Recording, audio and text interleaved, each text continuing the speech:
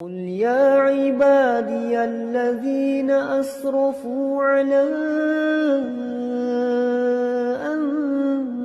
أنفسهم لا تقنطوا من رحمة الله إن الحمد لله نحمده ونستعينه ونستغفره ونعوذ بالله من شرور أنفسنا ومن سيئات أعمالنا من يهده الله فلا مضل له ومن يضلل فلا هادي له أشهد أن لا إله إلا الله وحده لا شريك له وأشهد أن محمدا عبده ورسوله لا نبي بعد أما بعد يا أيها الذين آمنوا اتقوا الله حق تقاته ولا تموتن إلا وأنتم مسلمون يا أيها الناس اتقوا ربكم الذي خلقكم من نفس واحدة وخلق منها زوجها وبث منهما رجالا كثيرا ونساء واتقوا الله الذي تساءلون به والأرحام إن الله كان عليكم رقيبا يا أيها الذين آمنوا اتقوا الله وقولوا قولا سديدا يصلح لكم أعمالكم ويغفر لكم ذنوبكم ومن يطع الله ورسوله فقد فاز فوزا عظيما أما بعد فإن أصدق الحديث كتاب الله وخير الهدي هدي محمد صلى الله عليه وسلم وشر الأمور محدثاتها فإن كل محدثة بدعة وكل بدعة ضلالة. إخوة الإسلام saudara kaum muslimin, para tetamu Allah rahimani wa rahimakumullah. Alhamdulillah, lisan dan lidah kita ini tidak akan pernah berhenti memuji dan memuja Allah Subhanahu wa taala. Alhamdulillah atas segala limpahan karunia dan kasih sayang yang Allah Subhanahu wa taala berikan kepada kita bersama. Alhamdulillah terhadap nikmat iman dan Islam. Alhamdulillah terhadap taufik dan hidayah. Alhamdulillah terhadap nikmat dikala kita diberikan kesempatan untuk bisa berada di kota Madinah, kota Rasulullah sallallahu alaihi wasallam. Dan seorang muslim, mereka akan senantiasa mengulang dan mengulang nikmat yang Allah Subhanahu wa taala berikan kepadanya. Sehingga dikala dia mengulang nikmat Allah, kembali mengingatnya, mengulang nostalgia yang lama, maka dengan itu pula lah bisa menunjang dirinya untuk selalu bersyukur kepada Allah Subhanahu wa taala. Makanya di dalam sebuah ayat di dalam Al-Qur'an ikhwatul Islam, Allah Subhanahu wa taala menyebutkan wa amma bi ni'mati rabbika fahaddits. Adapun dengan nikmat yang Allah berikan kepada kalian, maka selalulah ceritakan nikmat tersebut. Artinya kita mengulang cerita lama. Bukankah dulu kamu seperti ini, kemudian Allah berikan nikmat ini? Karena apabila kita melakukan yang demikian, kita akan kembali bersyukur dan selalu bersyukur kepada Allah. Dan ayat ini adalah ayat yang disebutkan oleh Allah Subhanahu wa taala bercerita tentang Nabi sallallahu alaihi wasallam. Ketika Allah Subhanahu wa taala menurunkan ayat ini ayat ikhwatul Islam adalah ayat yang berbeda dengan ayat-ayat yang lainnya. Mengapa demikian? Karena dikala kita ingin membaca ayat ini, misalnya kita memulai membaca Al-Qur'an dari Al-Baqarah, kemudian Ali Imran, kemudian An-Nisa, kemudian Al-Ma'idah, Al-An'am, Al-A'raf, Al-Anfal, At-Taubah, Yunus, Hud, Yusuf dan berikutnya. Kemudian dikala kita sampai kepada surat Ad-Duha, maka dianjurkan bagi kita mengucapkan sebelum membaca ayat ini dengan kalimat takbir, Bismillahi Allahu Akbar, kemudian baru kita mengucapkan Wad-Duha. Mengapa demikian ikhwatul Islam? Karena ayat ini adalah ayat di mana Allah Subhanahu wa taala mengingatkan Nabi sallallahu alaihi wasallam, bukankah engkau dulu wahai Muhammad seorang yang yatim?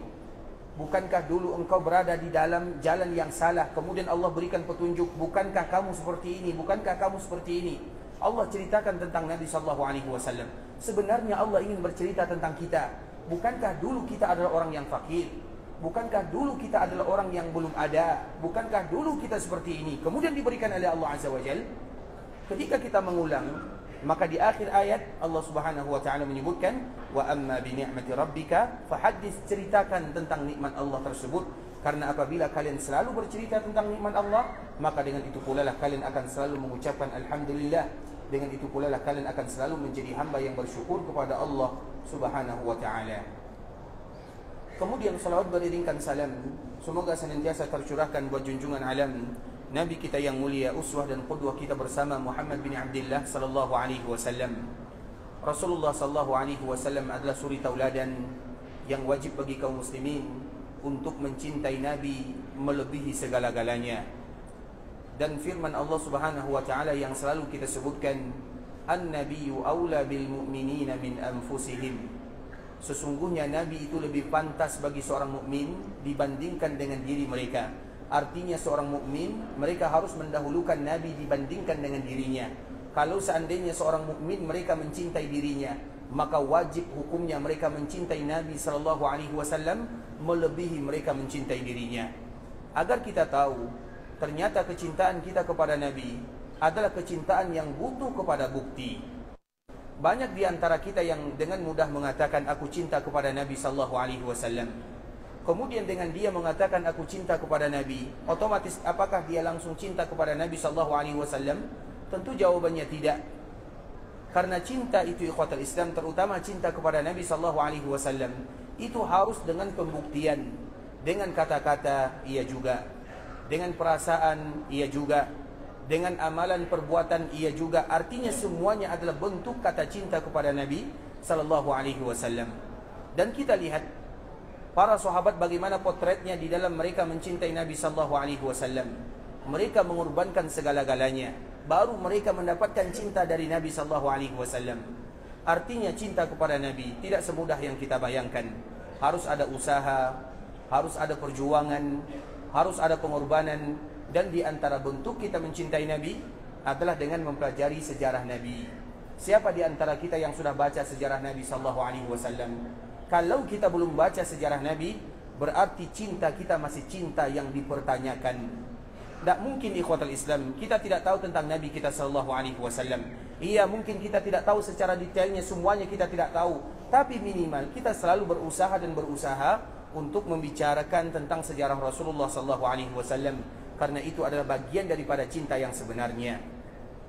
Begitu juga orang yang cinta kepada Nabi, tentunya mereka akan mempelajari hadis-hadis Nabi sallallahu alaihi wasallam. Siapa di antara kaum muslimin yang mereka melewatkan harinya, kemudian mereka cukup membaca satu hadis Nabi sallallahu alaihi wasallam saja? Kalau kita tidak melakukan yang demikian, berarti cinta kita masih dipertanyakan. Kemudian, kalau cinta kepada Rasulullah sallallahu alaihi wasallam, berarti kita harus dekat dengan agama yang dibawa oleh Nabi sallallahu alaihi wasallam. Sehingga mengapa kita terus dan terus belajar agama Allah Subhanahu wa taala? Karena kita cinta kepada Nabi sallallahu alaihi wasallam. Itu jawabannya. Nah, artinya ikhwatul Islam, orang yang cinta kepada Nabi sallallahu alaihi wasallam harus ada buktinya, harus ada usaha yang mereka lakukan. Dan di antara ungkapan yang sangat indah disebutkan oleh para ulama, di antara bentuk cintanya seseorang kepada baginda Nabi yang mulia sallallahu alaihi wasallam adalah dengan mereka mempelajari Nabi itu sendiri. Semakin tahu mereka tentang Nabi, semakin besar cinta mereka kepada Nabi. Tapi mereka semakin jauh dari pengetahuannya, artinya semakin mereka tidak tahu tentang Nabi, maka seperti itu pula lah cinta mereka kepada Rasulullah sallallahu alaihi wasallam.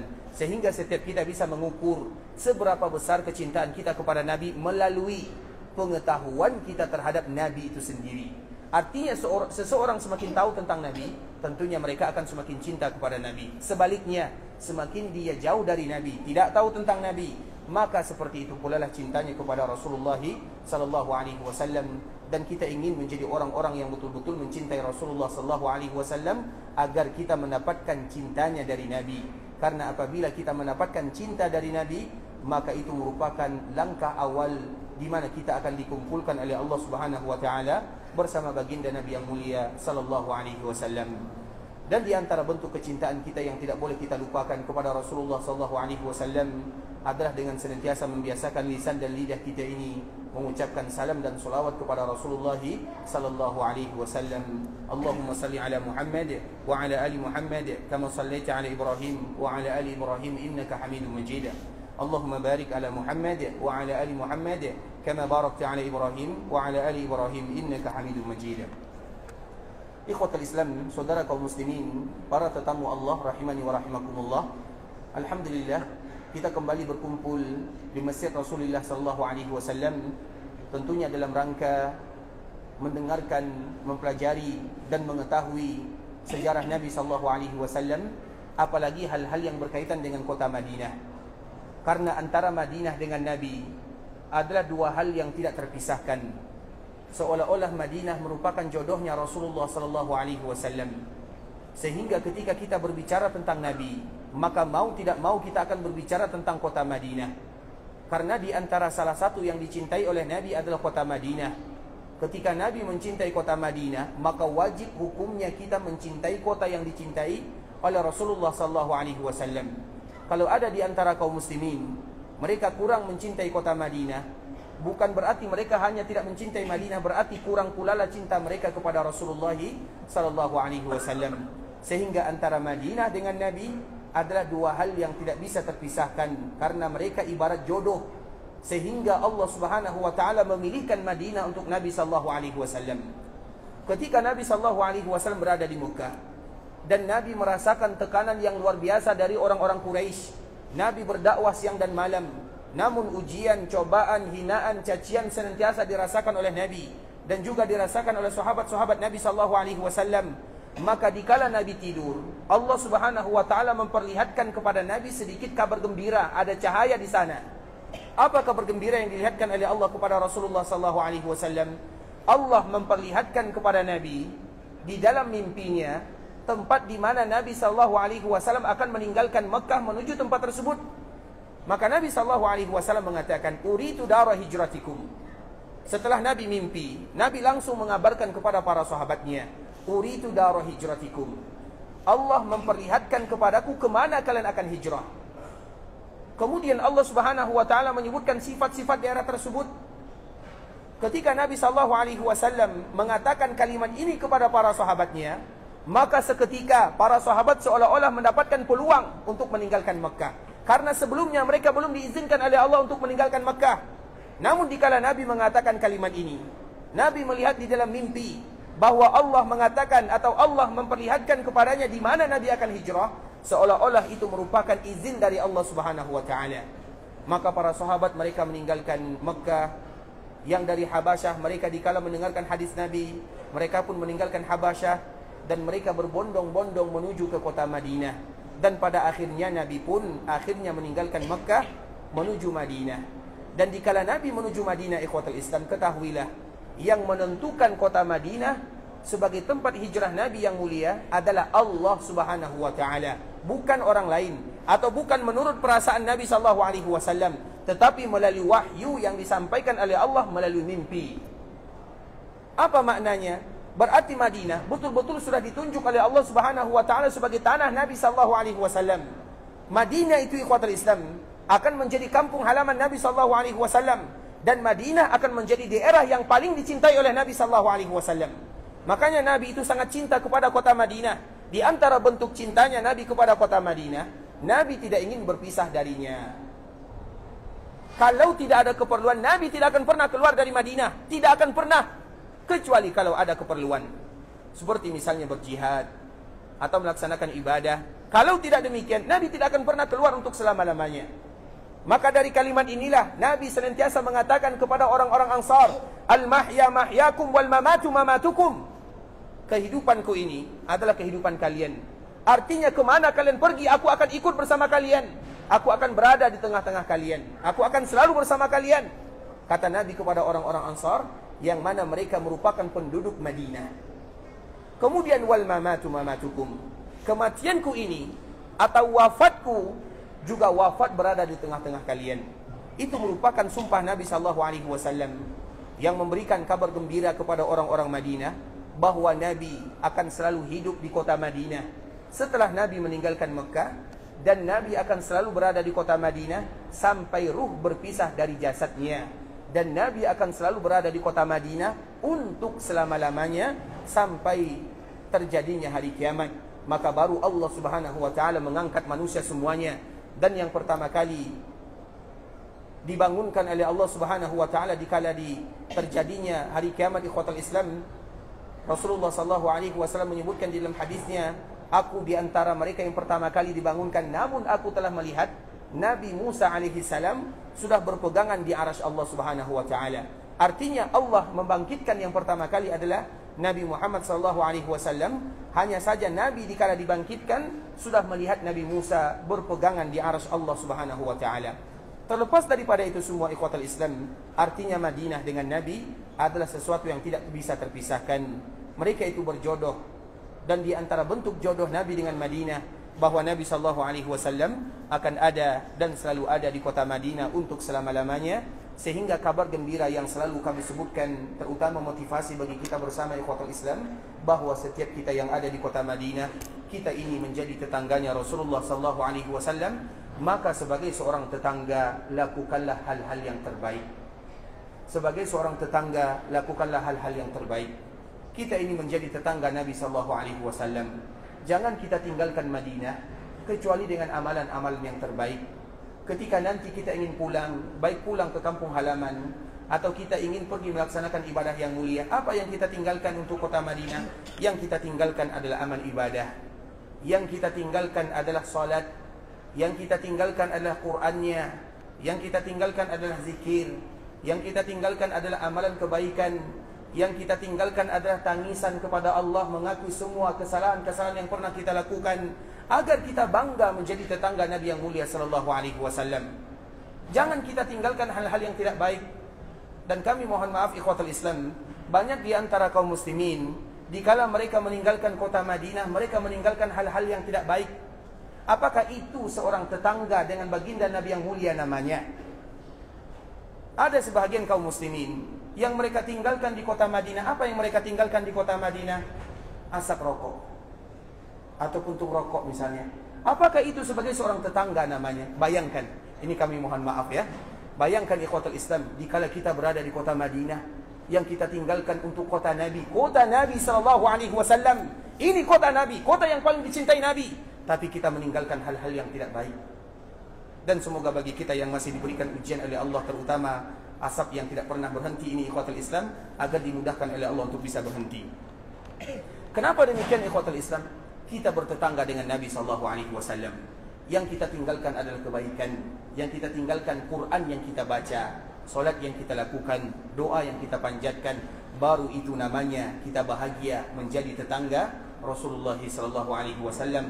Walaupun hanya beberapa hari saja kita berada di kota Madinah, kita ingin meninggalkan kenangan-kenangan yang indah selama berada di kota Madinah. Karena setiap mereka yang ada di kota Madinah, mereka yang menjadi atau mereka yang tinggal di dalamnya, atau mereka yang berziarah ke sana walaupun hanya beberapa hari saja, semua mereka itu adalah tetangganya Rasulullah SAW. Dan kita bangga menjadi tetangga Nabi di dunia. Dan semoga dikala kita bisa menjadi tetangga Nabi di dunia, Allah pun berikan kepada kita rezeki untuk menjadi tetangga Nabi di akhirat sana, di dalam surga untuk selama-lamanya. Ikhwatul Islam, saudara kaum muslimin, para tamu Allah rahimani wa rahimakumullah. Kemarin kita membacakan tentang hadis sejarah Rasulullah SAW, sebuah hadis yang bercerita tentang akhir kehidupan Nabi dan ucapan yang diucapkan oleh Nabi SAW sebelum Nabi SAW dipanggil oleh Allah Subhanahu Wa Taala. Hadis yang dibawakan oleh ibunda kita Aisyah radhiyallahu taala anha, ketika Nabi SAW bersiwak dengan siwak yang sangat indah. Kemudian setelah Nabi SAW selesai bersiwak, maka Nabi SAW meminta bejana yang ada isi airnya. Kemudian Nabi mendinginkan badannya dengan membasuh mukanya. Kemudian setelah Nabi SAW membasuh mukanya, di saat itulah Nabi SAW mengangkat kedua tangannya atau mengangkat jarinya, seolah-olah memberikan isyarat bahawa Nabi SAW akan berpisah dari dunia untuk selama-lamanya. Karena memang Aisyah menyebutkan ikhwatul Islam, ketika Nabi SAW mengucapkan kalimat-kalimat terakhir, dari situlah kami tahu bahawa Nabi SAW tidak lagi memilih kami, tetapi Nabi SAW memilih berjumpa dengan Allah Subhanahu Wa Taala. Artinya Allah memberikan pilihan kepada Rasulullah SAW antara dunia dengan berjumpa dengan Allah Subhanahu Wa Taala. Dan itu untuk semua para nabi dan para rasul.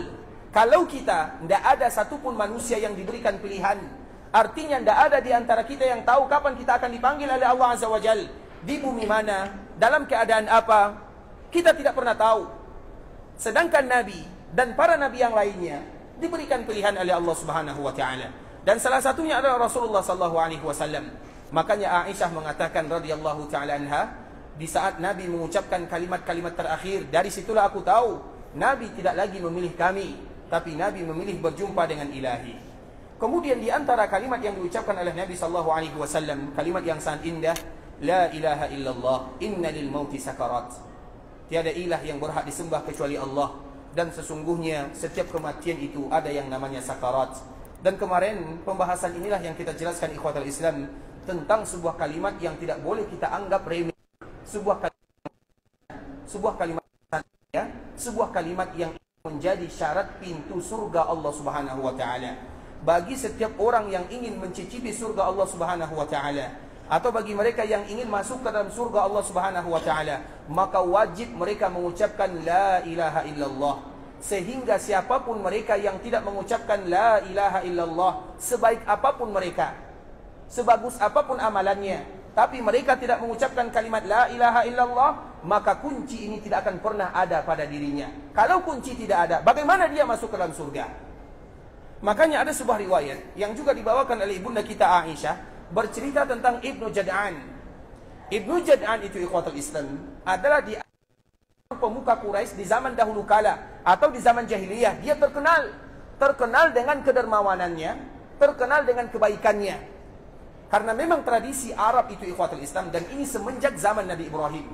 Dan ini tidak dimiliki kecuali oleh mereka ini. Mereka ada kelebihannya di sana. Nabi Ibrahim itu terkenal dengan orang yang paling dermawan. Seperti kita contohkan misalnya, karena Nabi Ibrahim keturunannya Nabi Muhammad SAW. Keturunan Nabi Ibrahim adalah Nabi Ismail. Yang ada di Mekah itu adalah keturunan Nabi Ibrahim alaihissalam. Tentunya darah mereka itu masih ada darah Nabi Ibrahim. Dan sifat mereka juga masih ada sifat Nabi Ibrahim alaihissalam. Nabi Ibrahim ikhwatul Islam, coba bayangkan bagaimana kedermawanannya.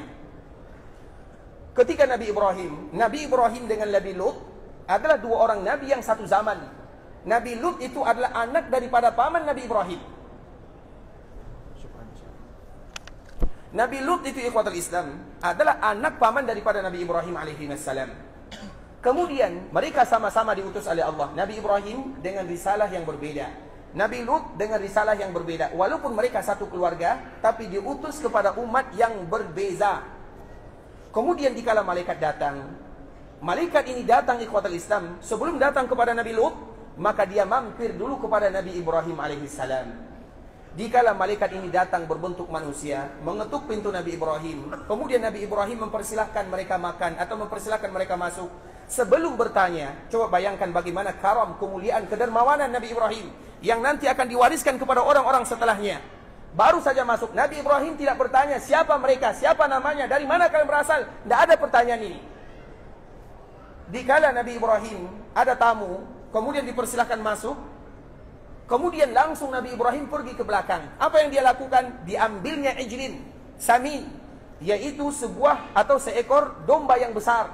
Kemudian langsung disembelih, langsung dimasak. Karena biasanya tradisi memasak kambing di sini ikhwatul Islam tidak memakan waktu yang lama, setengah jam selesai. Kemudian dikala dimasak oleh Nabi Ibrahim, langsung disajikan. Coba bayangkan ikhwatul Islam, tanpa banyak bertanya. Dikala masuk dipersilahkan, kemudian Nabi Ibrahim langsung menyajikan kepada mereka makanan. Baru di sana terjadi dialog. Artinya tidak semua orang yang bisa melakukan demikian. Coba bayangkan kalau kita terjadi kepada kita. Tiba-tiba ada orang asing datang, kemudian mengetuk rumah. Kemudian apa pertama kali yang akan kita tanyakan? Apa tujuan kalian datang ke sini? Dari mana kalian berasal? Itu yang akan kita tanyakan, dan semua kita demikian. Namun kita lihat Nabi Ibrahim alaihissalam, bagaimana karamnya. Kemudian ikhwatul Islam, dikala Nabi Ibrahim menyajikan makanan, maka 4 orang ini atau malaikat-malaikat yang berubah menjadi manusia ini, mereka tidak menyentuh makanannya. Dari situlah Nabi Ibrahim mulai takut. Kemudian dikala Nabi Ibrahim takut, maka para utusan ini mengatakan, jangan takut, kami ini adalah utusan yang diutus oleh Allah untuk menghancurkan kaum Nabi Lut. Tapi kami mampir dulu ke sini untuk memberikan kabar gembira kepadamu wahai Ibrahim, bahwa engkau akan diberikan seorang keturunan dari istrimu yang bernama Sarah, bernama Yahya, bernama Ishaq. Artinya ikhwatul Islam, dari sini para ulama menyebutkan, terutama bagi kita yang belum diberikan rezeki keturunan oleh Allah Subhanahu wa taala.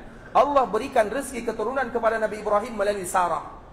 Kalau melalui Hajar ada Ismail, sedangkan melalui Sarah ada Ishaq. Bagaimana caranya Allah memberikan keturunan? Sebelum Allah memberikan keturunan, maka di antara salah satu sifat Nabi Ibrahim adalah karam, memuliakan orang, menyantuni orang lain. Nah, bagi kita yang mungkin belum diberikan keturunan oleh Allah Azza wa Jalla, lakukanlah sebagaimana yang dilakukan oleh Nabi Ibrahim.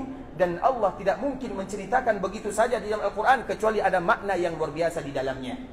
Kemudian setelahnya ikhwatul Islam, malaikat ini mengabarkan mereka adalah utusan Allah. Kemudian memberikan kabar gembira kepada Nabi Ibrahim bahwa akan diberikan keturunan dari Sarah. Kemudian Sarah pun tersenyum bahagia. Tidak mungkin lagi dia mendapatkan keturunan dalam waktu yang sudah tua, mandul, tidak mungkin lagi ada keturunan. Tapi tidak ada yang mustahil bagi Allah. Kemudian malaikat ini pun minta izin pergi pamit dan pergi kepada kaum Nabi Lut. Kemudian ketika bersua dengan Nabi Lut, maka mereka berpesan kepada Nabi Lut alaihi salam, hendaklah engkau keluar sebelum fajar. Artinya bawa orang-orang yang beriman semuanya keluar. Kemudian setelah Nabi Lut keluar, maka di saat itulah bumi ini ikhwatul Islam diangkat oleh Allah, kemudian dibalikkan, dan itulah hukuman bagi mereka-mereka yang melakukan dosa dan maksiat, terutama maksiat yang dilakukan oleh kaum Nabi Lut alaihi salam. Intinya ikhwatul Islam, yang kita ambil dari sini adalah karamnya, kemuliaannya, dan itu adalah salah satu cerita saja. Sehingga di antara bentuk kedermawanan orang-orang terdahulu, terutama orang Arab ini ikhwatul Islam, dulu sebelum zaman-zaman kita ini, mereka senantiasa menyalakan api unggun di depan rumahnya, terutama di malam hari. Apa maknanya? Apa gunanya mereka menyalakan api di depan rumahnya, api unggun? Tujuannya ikhwatul Islam, siapapun yang mampir, dikala mereka melakukan safar, maka seolah-olah mereka mengatakan silakan mampir di rumah kami. Setiap mereka akan menyalakan api di depan rumahnya. Artinya siapapun yang lewat, terutama musafir, dari manapun mereka berasal, silakan mampir di rumah kami. Dan itu merupakan tradisi orang-orang terdahulu yang diwariskan dari Nabi Ibrahim alaihissalam. Begitu juga dengan orang-orang Mekah. Salah satunya adalah Ibnu Jad'an. Begitu juga Amr bin Luhai. Amr bin Luhai, Ibnu Jad'an, mereka itu adalah pembesarnya orang-orang Mekah sebelum Nabi diutus menjadi Nabi dan menjadi Rasul. Mereka itu adalah orang yang dermawan. Bagaimana kedermawanannya? Kalau misalnya ada jemaah haji yang datang melaksanakan ibadah haji sebelum Nabi diutus menjadi Nabi dan menjadi Rasul, maka mereka di antara salah satu yang mereka berikan kepada mereka atau orang-orang yang melaksanakan ibadah haji ini adalah setiap yang datang diberikan 1 ekor onta. Coba bayangkan, setiap yang datang diberikan 1 ekor onta. Karena dulu belum terlalu banyak orang yang melaksanakan ibadah haji. Anggaplah yang datang melaksanakan ibadah haji 1000 orang, berarti 1000 ekor onta. Bagaimana kedermawanannya yang luar biasa. Semua orang tahu. Ibnu Jad'an, semua orang tahu bagaimana kedermawanannya. Begitu juga Amr bin Luhai, semua orang tahu bagaimana kedermawanannya. Mereka orang yang baik. Sehingga ibunda kita Aisyah bertanya kepada Nabi, "Ya Rasulullah, bagaimana kiranya dengan Ibnu Jad'an? Orang yang terbaik dari kalangan orang-orang Mekah, orang yang terbaik banyak amalannya, banyak menolong sesama. Tapi Ibnu Jad'an ini, dia tidak pernah mengucapkan la ilaha illallah." Sehingga ibunda kita Aisyah bertanya kepada Nabi SAW, bagaimana dengan Ibnu Jad'an? Apa kata Nabi SAW? Innahu lam yaqul yawman rabbi qini adabaka yawma tub'atsu ibadak. Dia tidak pernah mengatakan satu hari pun, ya Allah selamatkan dirimu ketika engkau membangkitkan semua hamba-hambamu. Artinya dia tidak beriman kepada Allah Azza wa Jal. Sehingga kebaikan yang dia lakukan selama dalam kehidupan dunia, maka sia-sia di sisi Allah Azza wa Jal. Iya, Allah tetap memberikan balasan kepada mereka, tapi balasannya di dunia. Makanya apabila ada orang yang baik, kemudian mereka tidak mengucapkan la ilaha illallah, Allah tetap memberikan balasan. Kapan balasannya? Di mana Allah membalasnya? Allah berikan balasan di dunia, sehingga di akhirat tidak ada lagi balasan untuknya, karena mereka tidak mau mengucapkan kalimat la ilaha illallah. Artinya kalimat ini ikhwatul Islam, kalimat pemisah.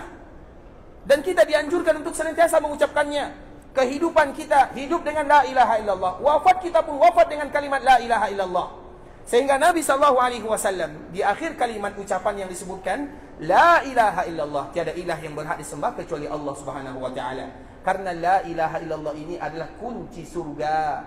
Barang siapa yang tidak membacanya, mengucapkannya, maka berarti tidak ada kunci dikala mereka ingin masuk ke dalam surga. Kalau tidak ada kuncinya, selama-lamanya mereka tidak akan pernah masuk ke dalam surga Allah Subhanahu wa taala.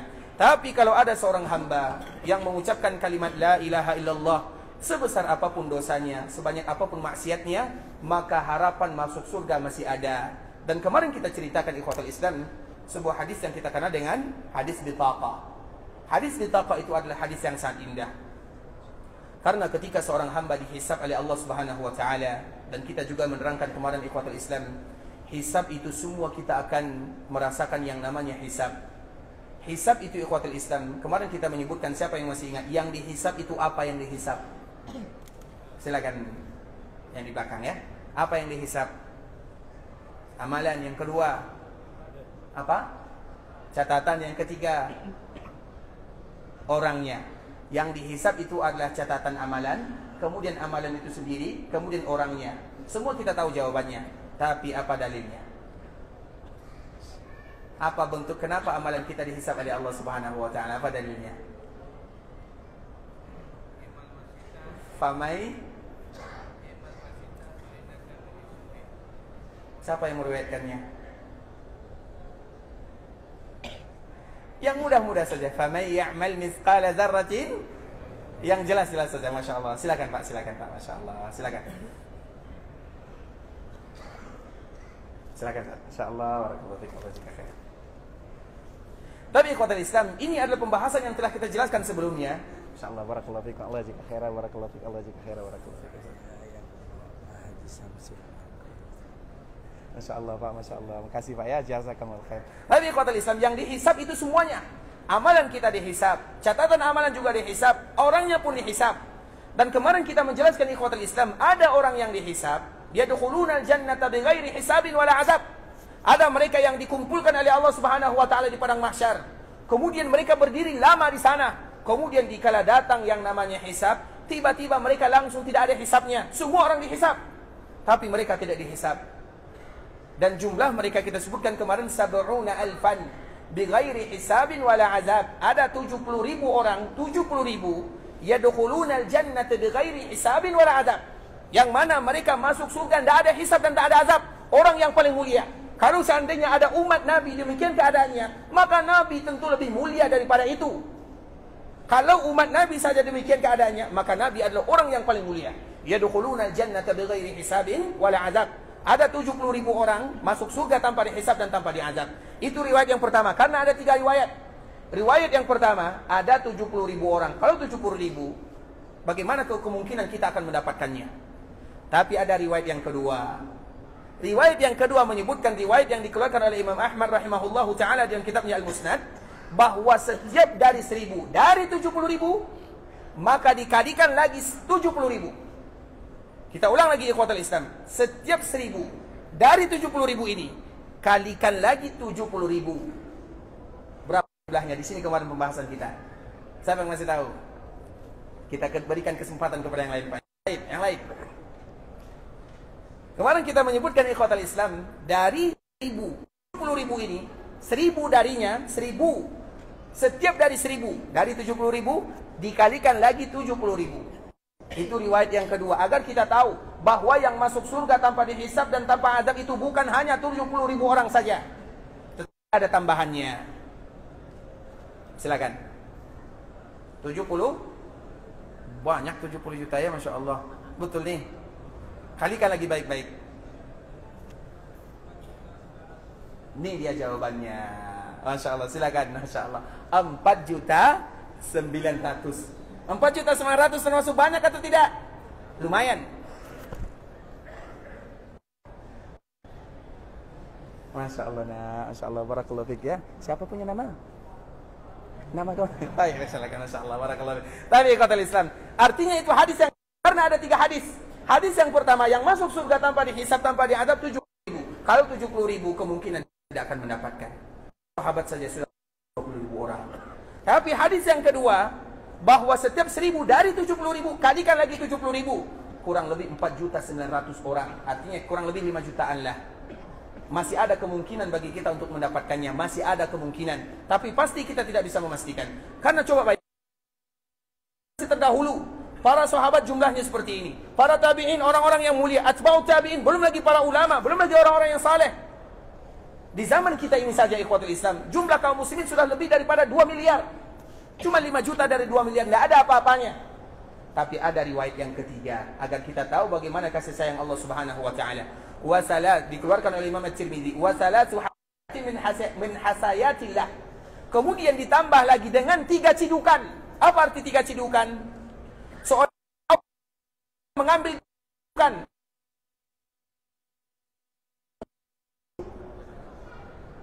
Misalnya ada jaring, kita menangkap ikan, diciduk. Artinya Allah ciduk hambanya. Dan kita tahu cidukan Allah Maha besar. Dan Allahu Akbar, Allah yang besar. Jikalau Allah menciduk hambanya, mengambil hambanya dengan cidukannya, menggunakan kita tidak tahu. Bisa jadi Allah menggunakan tangannya, atau bisa jadi Allah menggunakan yang lainnya. Allahu a'lam. Wa salasu hasair itu dengan cidukan Allah 3 kali.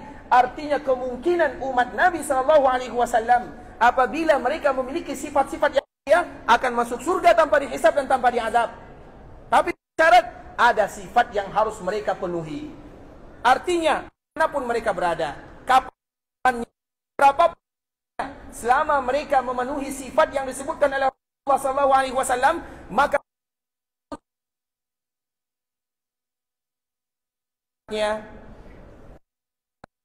ikhwatul Islam, mereka yang masuk surga tanpa diazab adalah humul ladina yatatayyarun. Yatatayyar diambil dari kalimat-kalimat tayr. Tayr itu artinya burung. Karena ini diambil dari tradisi jahiliyah. Tradisi jahiliyah dulu adalah mereka senantiasa menggunakan burung.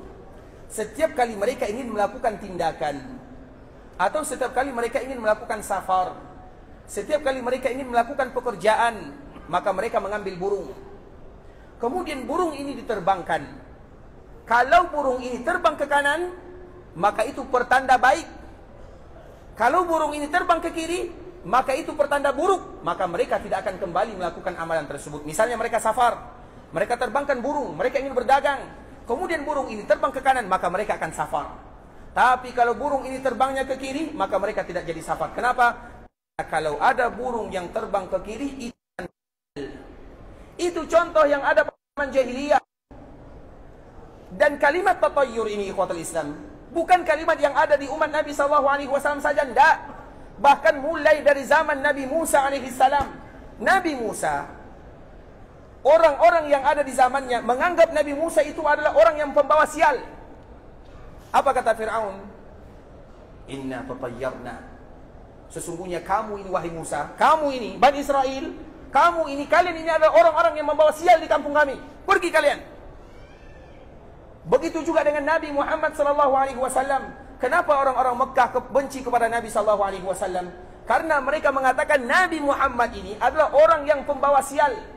Itu asal kata daripada kalimat tatayyur. Nah, kita kiaskan dalam kehidupan kita. Apabila masih ada di dalam hati kita menganggap ada sesuatu yang sial, misalnya tempat ini tempatnya angker. Apabila kita masih berkeyakinan seperti itu, maka harapan masuk surga tanpa hisab, tanpa diazab sudah cancel. Atau misalnya kita beranggap sial, setiap angka 4 itu pembawa sial. Apabila kita beranggapan demikian, maka harapan masuk surga tanpa dihisab, tanpa diazab sudah hilang. Atau misalnya, apabila ada jembatan ini adalah jembatan pembawa sial. Tidak ada orang yang lewat di sana kecuali akan sial hidupnya. Apabila kita mengatakan kalimat ini, berkeyakinan seperti ini, maka kita sudah hilang dari catatan mereka yang masuk surga tanpa hisab dan tanpa diazab. Dan kita kiaskan kepada kiasan-kiasan yang lainnya. Artinya apa ikhwatul Islam? Itu namanya tatayyur. Orang yang pesimis, mereka yang menuduh Allah Subhanahu wa taala. Allah tidak pernah menjadikan kesialan terhadap hambanya. Misalnya ada burung, atau kita contohkan, kami mohon maaf ya, ini contoh. Karena semua kita ingin masuk surga tanpa hisab, tanpa azab. Kita ingin. Makanya kita hilangkan ini semua. Walaupun mungkin karena ketidaktahuan kita dahulu masih ada keyakinan-keyakinan seperti ini, kita berharap kepada Allah, berdoa kepada Allah, ya Allah, aku sadar, aku akui, karena kejahilan, karena kebodohanku, aku tidak tahu. Tapi setelah aku tahu, aku ingin tetap masuk surga tanpa hisab, tanpa azab. Bisa jadi kita termasuk dalam 3 cidukan dari Allah Subhanahu wa taala. Masih ada kemungkinan. Tapi ingat, buang jauh-jauh yang namanya sifat tatayyur atau menganggap sesuatu sial. Contoh, maaf ya, kalau ini terjadi kepada diri kita. Kita sedang membawa kereta atau membawa mobil atau membawa sepeda motor, bicycle ataupun yang lainnya. Tiba-tiba kita menabrak kucing. Kucing ini kalau ditabrak harus dikuburkan dengan baju yang kita pakai. Pernah tidak kita mendengar seperti itu? Itu namanya tatayyur. Kalau masih ada keyakinan seperti ini, maka kita terhapus dari daftar mereka yang masuk surga tanpa hisab, tanpa diazab. Berikan contoh yang lainnya. Dulu kami mendapatkan contoh misalnya dari kupu-kupu.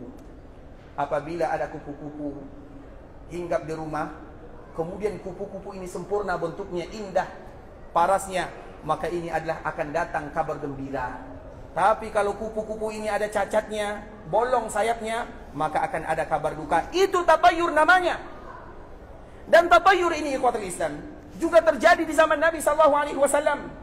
Seperti misalnya gerhana matahari, gerhana rembulan. Orang-orang terdahulu apabila terjadi gerhana, mereka mengatakan gerhana itu karena lahirnya seorang yang besar atau wafatnya seorang yang besar. Kebetulan anak Nabi lahir pada waktu itu, yang bernama Ibrahim. Apa kata Nabi SAW? Gerhana ini bukan karena lahir atau wafat orang-orang yang mulia, tidak. Tapi itu adalah karena kekuasaan Allah. Jangan kalian sandarkan sesuatu yang ada di bumi dengan yang ada di langit sana. Tidak ada hubungannya. Kita kiaskan kepada yang lain. Itulah arti daripada tatayur. Tatayur itu Islam adalah orang-orang yang menganggap sial sesuatu. Anak ini, kalau seperti ini keadaannya, maka dia akan pembawa sial. Tidak ada istilah pembawa sial di dalam Islam. Seperti misalnya, kalau ada yang, mohon maaf ya, kalau ada contoh-contoh yang mungkin terjadi pada diri kita, karena kita ingin masuk surga tanpa hisab, tanpa azab. Keyakinan kita itu hanya bergantung kepada Allah yang mendatangkan manfaat dan mudarat, Allah Azza wa Jal. Maka Allah menyebutkan di dalam Al-Quran dua tempat yang sama kalimatnya. Yang pertama di dalam surah Al-A'raf, yang kedua di dalam surat Yunus. Qul la amliku li nafsi naf'an wala darra. Wahai Muhammad, katakan kepada umatmu, sampaikan kepada mereka, kamu, kata Allah seolah-olah menyebutkan kepada Nabi SAW, kamu wahai Muhammad tidak bisa mendatangkan manfaat dan mudarat. Allah yang menyampaikan kepada Nabi, dan Nabi sampaikan kepada kita sebagai umatnya. Artinya Nabi yang paling mulia, orang yang paling dicintai oleh Allah, tidak bisa mendatangkan manfaat dan mudarat secara sendirinya kecuali atas Allah Subhanahu wa taala. Kemudian Allah kembali ulang dalam surah Qul dengan kalimat terbalik, Qul la naf'a, kata kepada umatmu, aku mudarat ataupun Allah Subhanahu wa taala. Kalau demikian Nabi, apakah ada orang yang bisa mendatangkan manfaat, atau apakah ada orang yang bisa mendatangkan jalan dalam kehidupan? Tidak ada. Semua itu digantungkan kepada Allah Subhanahu wa taala. Misalnya kita contohkan, apabila terjadi pernikahan di awal bulan, maka pernikahan orang tersebut akan membawa penderitaan. Tapi bulan, maka mereka akan mendatangkan kebahagiaan. Apakah bulan yang mendatangkan penderitaan atau kebahagiaan? Allah yang mendatangkannya, bukan siapapun. Bulankah dia, harikah dia, angkakah dia, tempatkah dia? Itu disebut dengan tatayur. Bisa dipahami? InsyaAllah jelas semuanya ya. Menganggap sial sesuatu.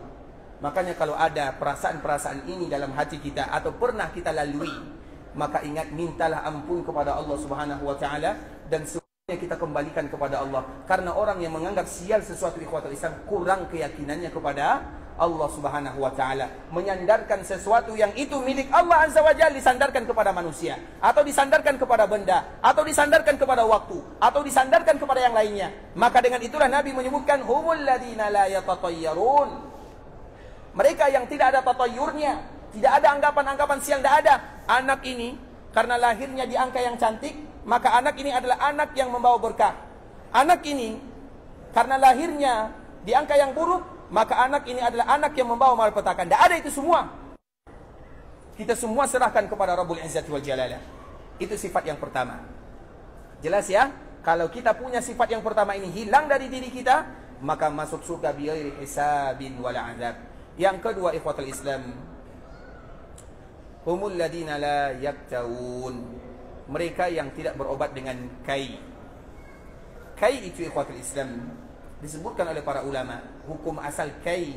Kai itu artinya besi panas, atau berobat dengan api. Lebih identik dengan kai atau besi panas. Karena dulu orang-orang ketika mereka berobat, maka mereka menjadikan obat itu adalah kai besi panas. Dan mereka apabila berobat dengan kai, maka mereka langsung beranggapan setiap yang berobat dengan kai pasti sembuh. Makanya berobat dengan kai itu bukan dilarang, tapi dimakruhkan. Tapi apabila ada orang yang berobat dengan hal tersebut, maka itu adalah sesuatu yang dilarang, atau sesuatu mereka akan ditutup baginya pintu tidak masuk surga tanpa dihisab, tanpa diazab. Kemudian yang ketiga, humul ladina la yastarqun. Yastarquni fi ikhwatul Islam. Kata ruqyah. Kita tahu ruqyah. Ruqyah itu artinya meruqyah dengan ayat-ayat Allah, dengan hadis-hadis Nabi, atau dengan bahasa Arab yang bisa dipahami maknanya, dan kita tidak mempercayai bahwa ruqyah itu sendiri yang mendatangkan manfaat dan mudaratnya, tetap dikembalikan kepada Allah. Itu ruqyah secara makna, dan ini disebutkan oleh Imam Ibnu Hajar dalam kitabnya Fathul Bari. Nah, ruqyah, Nabi pernah diruqyah, Nabi pun pernah meruqyah. Ruqyah itu adalah di antara salah satu yang dianjurkan bagi kita melakukannya. Yang tidak boleh itu adalah yang meminta ruqyah. Misalnya ada orang yang sakit, biasanya kami dengar ada ustadz itu ahli di dalam ruqyah. Kami datang, ustadz, tolong ruqyah diri saya ini kena ganggu jin, ganggu syaitan, ganggu diguna-guna, disihir. Semuanya disebutkan. Mereka yang meminta, maka ditutup pintu masuk surga dengan tanpa hisab dan tanpa diadab. Tapi kalau kita memperhatikan, ada sebahagian sahabat ikhwatul Islam, misalnya ada saudara kita, mereka bisa jadi terganggu oleh jin, atau mereka sakit, atau ada keadaan-keadaan yang lainnya. Jangan tunggu mereka minta diruqyah, kita yang menawarkan diri, atau kita langsung ruqyah selesai. Supaya apa? Supaya kita bisa sama-sama masuk surga tanpa hisab, tanpa azab. Kalau mereka sudah mengatakan tolong ruqyah diriku, maka mereka termasuk orang yang dicoret namanya dari orang-orang yang masuk surga tanpa dihisab dan tanpa diazab. Ini adalah sifat yang disebutkan oleh Nabi SAW di dalam hadisnya. Kemudian sifat yang keempat, kumpulan dari semua sifat yang tadi telah kita jelaskan, wa ala rabbihim yatawakkalun, adalah mereka yang selalu bergantung kepada Allah Subhanahu wa taala. Artinya mereka yang tidak minta diruqyah. Kenapa mereka tidak mau minta diruqyah? Karena mereka tawakalnya kepada Allah. Kenapa mereka tidak berobat dengan kayu besi panas? Karena rasa tawakal yang tinggi kepada Allah. Kenapa mereka tidak beranggapan sial? Karena tawakal yang tinggi kepada Allah. Kalimat inilah, kalimat yang terakhir inilah yang harus kita miliki. Wa ala rabbihim yatawakkalun. Dan mereka adalah orang-orang yang betul-betul tinggi tawakalnya kepada Allah Subhanahu wa taala. Artinya ikhwatul Islam, mereka tidak akan pernah menganggap di manusia ini ada manfaatnya, di manusia ini ada mudaratnya. Tidak. Seseorang yang tinggi tawakalnya ikhwatul Islam akan tenang hidupnya. Misalnya mereka yang sakit, mereka yang bertawakal akan tenang merasakan atau akan tenang menghadapi rasa sakit yang diberikan oleh Allah Subhanahu wa taala. Mereka yang pekerjaannya akan tenang hidupnya, karena mereka tahu yang memberikan rezeki bukan manusia, tapi Allah Subhanahu wa taala. Begitu juga dengan contoh-contoh yang lainnya.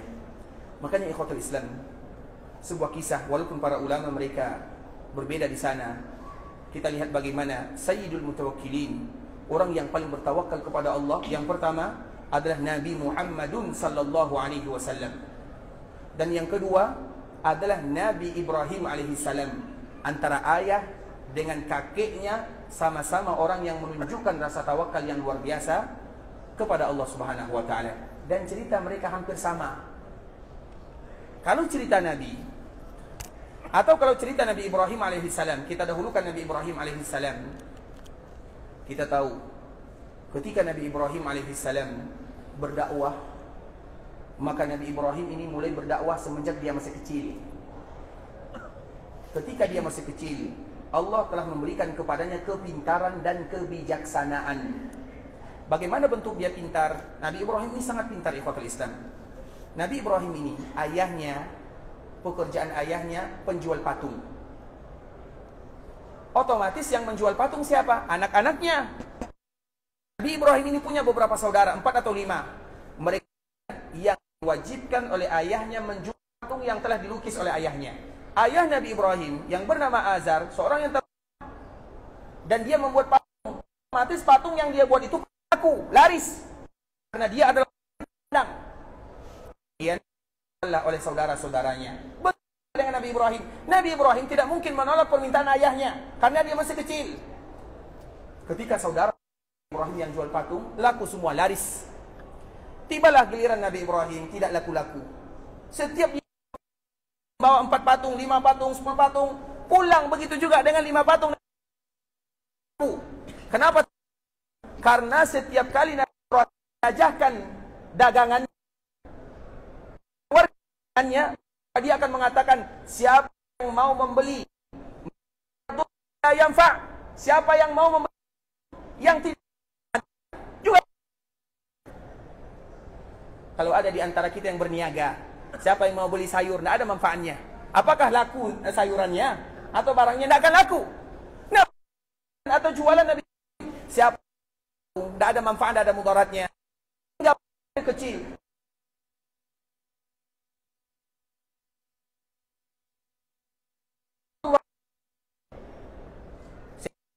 Dagang, dia mengatakan siapa yang beli patung yang tidak ada manfaat, tidak ada mudaratnya, akhirnya tidak pernah laku. Sehingga tidak pernah laku, akhirnya ayahnya memecat dirinya, kamu tidak usah jualan, kamu kerja yang lain. Akhirnya selamat Nabi Ibrahim. Kemudian ikhwatul Islam, dikala Nabi Ibrahim sudah tumbuh remaja, belum dewasa, remaja, maka diabadikan kisahnya oleh Allah Subhanahu wa taala di Al-Qur'an, surat Al-Anbiya, di mana kala dia sakit hatinya kepada kaumnya, kemudian dia menghancurkan semua berhala-berhala yang ada kecuali yang paling besar. Kemudian dikala kaumnya pulang, mereka kaget, mereka heran, siapa yang berani? Qalu man fa'ala hadza bi alihatina, siapa yang telah memperlakukan ini atau melakukan ini terhadap tuhan-tuhan kita? Maka orang-orang mengatakan, qalu sami'na fata, kami mendengar ada salah seorang remaja. Fata itu belum dewasa, masih remaja, 20, 19, masih muda Nabi Ibrahim alaihissalam. Qalu sami'na fatan, kami mendengar salah seorang pemuda, yuqalu lahu Ibrahim, namanya Ibrahim.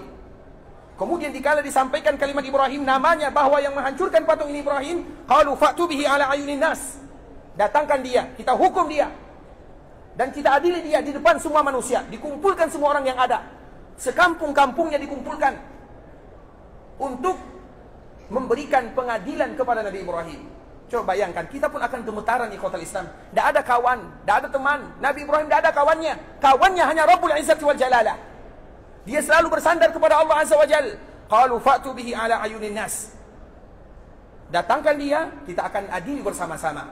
Kemudian dikala Ibrahim datang, qala a anta fa'alta hadza bi alihatina ya Ibrahim, wahai Ibrahim, apakah kamu yang telah menghancurkan patung-patung kami ini, wahai Ibrahim? Coba perhatikan, semua patung hancur, kamu yang melakukannya, wahai Ibrahim. Apa jawaban Nabi Ibrahim?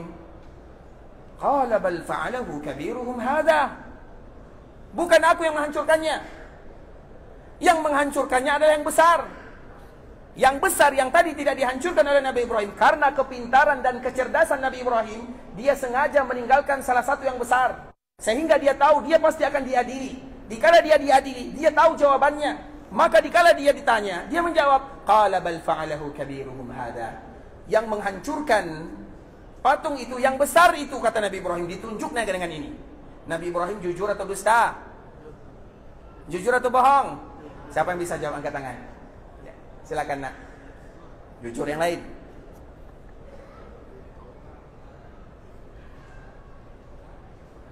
Begitu. Masya Allah. Silakan. Masya Allah. Barakallahu fiik. Allah jika khairan.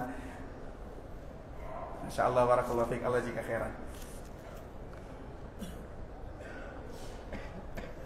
Ustaz mau yang mana? Atau dua-duanya ya? Masya Allah. Barakallahu fiik. Allah jika khairan. Barakallahu fiik. Tadi ikhwatul Islam, memang banyak penafsiran para ulama. Sudah jelas yang menghancurkan patung itu siapa? Siapa yang menghancurkan patung? Nabi Ibrahim, bukan ada yang lain. Tapi Nabi Ibrahim mengatakan, qala bal fa'alahu kabiruhum hadha, yang menghancurkan patung itu yang besar. Jadi Nabi Ibrahim jujur atau dusta? Siapa yang mengatakan jujur, angkat tangan dan tanggung jawab. Karena waktu kita tinggal sedikit ikhwatul Islam, kita percepat saja. Qala bal fa'alahu kabiruhum hadha. Coba lihat tunjuk Nabi Ibrahim atau jari jemarinya. Kita memegang sesuatu tanpa ada jari ibu jari ini, apakah kita punya ada kekuatan? Punya atau tidak? Coba pegang sesuatu. Terutama dikala kita memegang sesuatu, kita tidak ikutkan yang besar ini. Lemah tangan kita, kekuatan kita tidak ada. Artinya seolah-olah Nabi Ibrahim mengatakan, yang menghancurkan patung-patung kalian itu adalah yang besar ini. Ini, tanganku ini yang besar.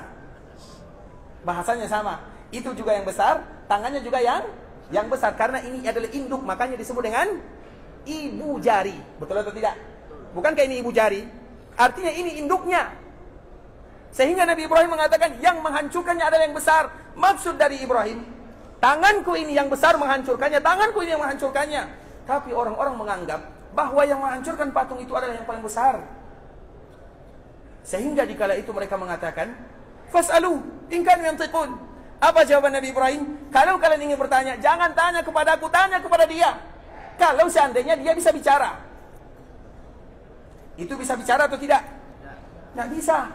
Sehingga mereka mengatakan kepada Nabi Ibrahim, wahai Ibrahim, itu patung tidak bisa bicara, tidak bisa bergerak, tidak bisa melangkah, tidak bisa mengapa-ngapa.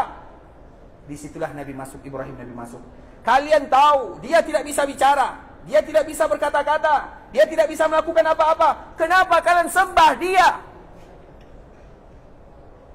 Sehingga semua orang yang ada di sana termenung, terdiam 1000 bahasa, tidak bisa jawab. Padahal Nabi Ibrahim masih kecil. Afata'ata'buduna, apakah kalian menyembah sesuatu yang tidak bisa berbicara, sesuatu yang tidak bisa berjalan, yang tidak ada manfaat, yang tidak ada mudarat? Uffil lakum walima ta'buduna min dunillah. Celaka kalian semuanya. Kenapa kalian tahu itu tidak ada manfaatnya, tidak ada mudaratnya, tapi kalian tetap menyembah itu semua? Celaka kalian. Uffil lakum. Kalian celaka, dan yang kalian sembah pun celaka. Semua mereka terdiam. Dikala terdiam, apa yang terjadi? Di saat itulah mereka mulai melakukan kekerasan. Karena tidak bisa lagi berdebat. Nabi Ibrahim tidak bisa lagi dikalahkan. Makanya di awal cerita ini Allah menyebutkan kami memberikan rusdun kepada Nabi Ibrahim. Kepintaran, kecerdasan. Jadi para nabi itu tidak ada yang bodoh. Semua mereka pintar. Pintar berdebat, pintar bertanya. Kemudian ikhwatal Islam, mereka akhirnya bersepakat. Qalu harriquh. Bakar Nabi Ibrahim. Tidak ada lagi hujahnya. Habis Nabi mereka melawan. Ayo kita bakar Nabi Ibrahim. Dan tolong Tuhan-Tuhan. Mereka tetap tidak mau beriman kepada Allah. Padahal mereka sudah kehabisan hujah. Pada akhirnya Nabi Ibrahim dibakar. Dikala Nabi Ibrahim dibakar, ikhwatul Islam, api yang paling besar yang ada di dunia adalah api yang dinyalakan untuk membakar Nabi Ibrahim. Karena api yang besar itu ada dua. Yang pertama dikala membakar Nabi Ibrahim, dan yang kedua Allah ceritakan di dalam suratul Buruj. Qutila ashabul ukhdud.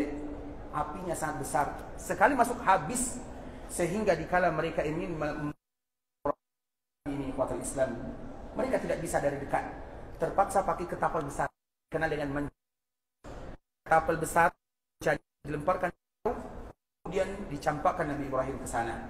Nabi Ibrahim tidak ada yang menolongnya, ayahnya juga tidak mau menolongnya, keluarganya tidak mau menolongnya. Satu-satu yang menolong Nabi Ibrahim adalah Allah Subhanahu wa Ta'ala. Tawaran rasa tawakal Nabi Ibrahim alaihissalam. Datang malaikat. Kemudian malaikat ini berbicara kepada Nabi Ibrahim. Tentunya Allah tidak akan membiarkan hambanya dizalimi, dianiaya. Kemudian tiba-tiba malaikat ini datang menawarkan bantuan Nabi Ibrahim. Wahai Ibrahim, kami adalah malaikat-malaikat Allah Subhanahu wa Ta'ala. Kemudian mereka pun memberikan tawaran.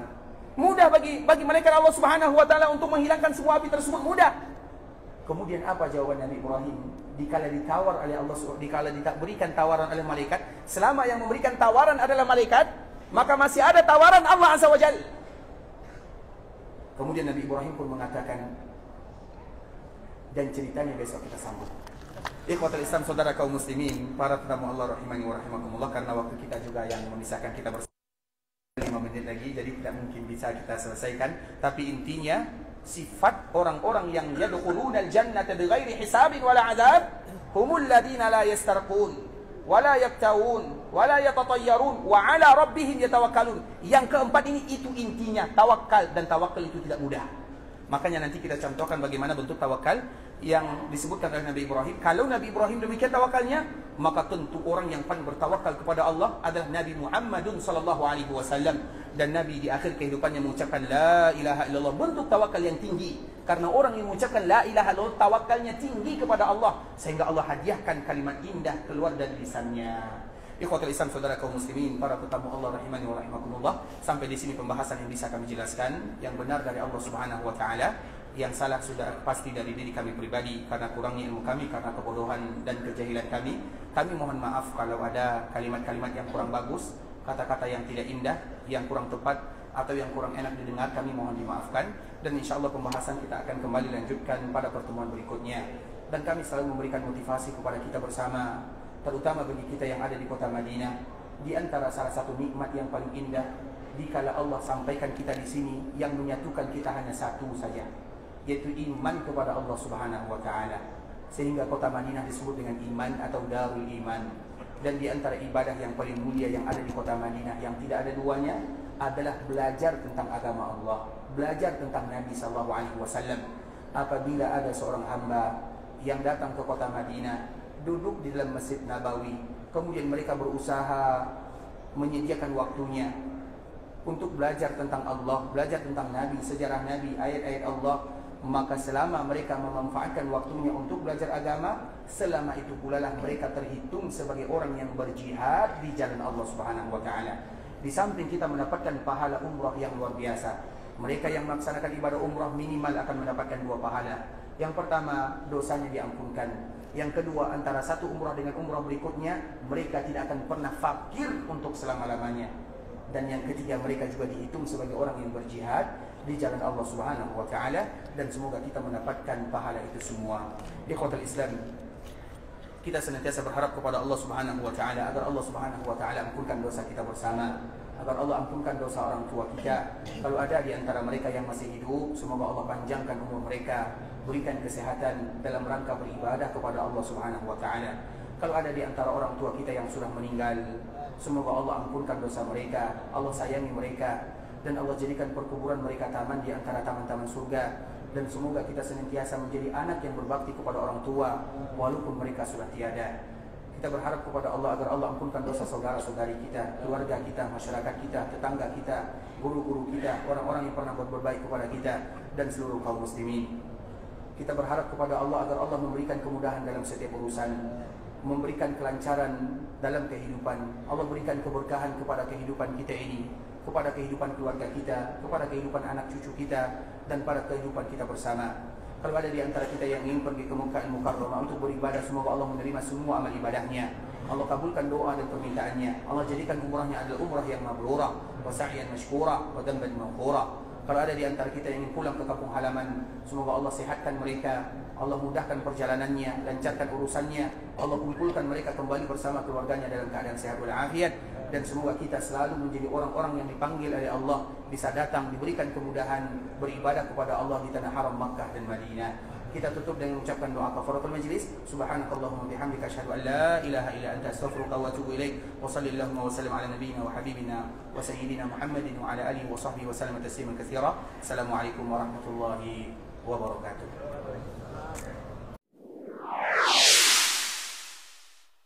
قل يا عبادي الذين أسرفوا على أنفسهم لا تقنطوا من رحمة الله